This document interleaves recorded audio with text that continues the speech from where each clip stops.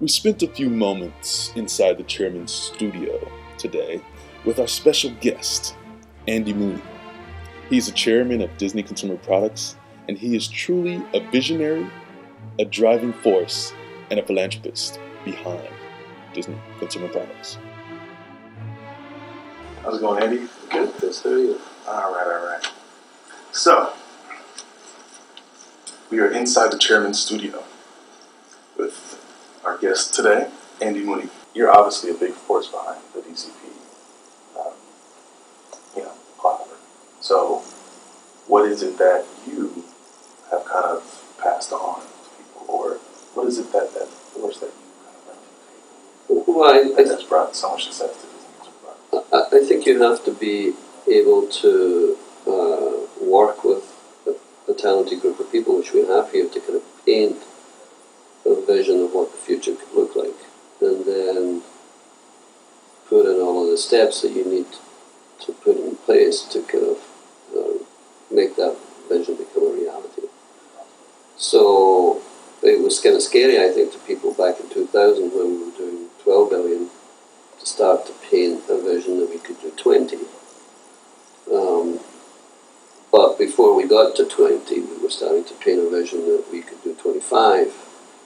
And then before we got to 25, we was 30, so now we're at 30 this year. So we've set the bar a little higher and feel that 50 billion is kind of that's the new bar, if you like. But 50 billion is a number. It really kind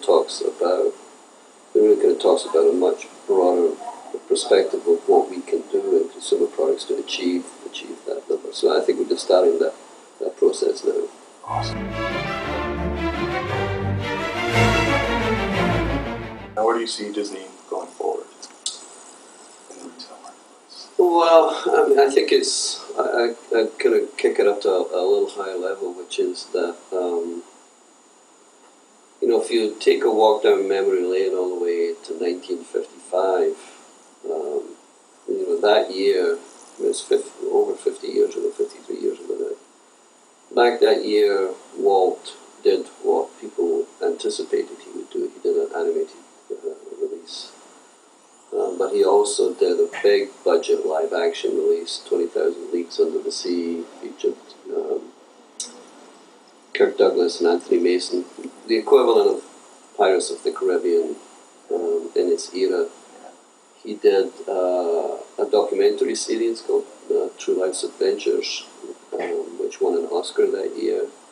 And in his spare time, he opened up Disneyland.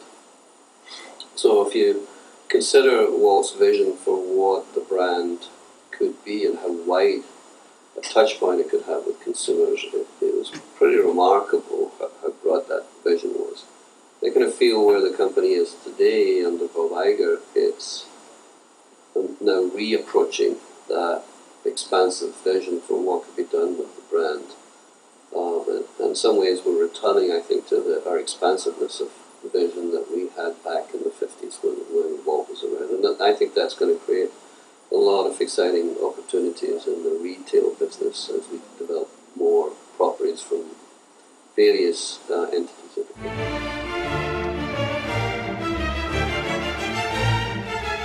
When we first decided to adopt the climate, we did it for the obvious good reasons. We really wanted to make a positive contribution, particularly for kids in the local community.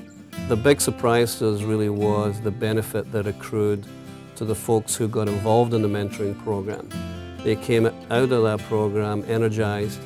They gained leadership skills they wouldn't otherwise have gained in a real-life, real-world environment. And really the big winner in a company-sponsored adoption program is the company itself. The big winner here really was the Walt Disney Company.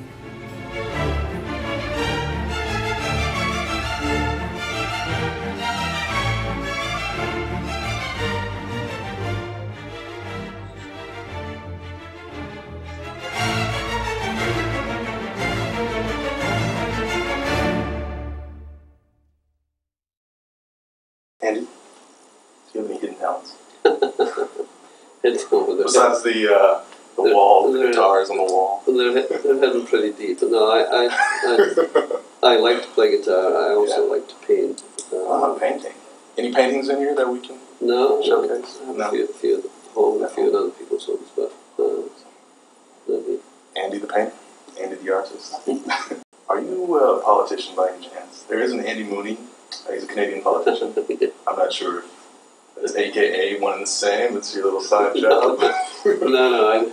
In between your I don't conference calls. I don't have a lot of spare time, but I have noticed his name on the web. It's kind of super funny that he existed. If you're out there, if you're looking, Andy Mooney for president, 2012. He's going to take down Obama. Andy, thank you for your time. Thank you. Really appreciate it. And thank you for being a guest at Chairman's Studio.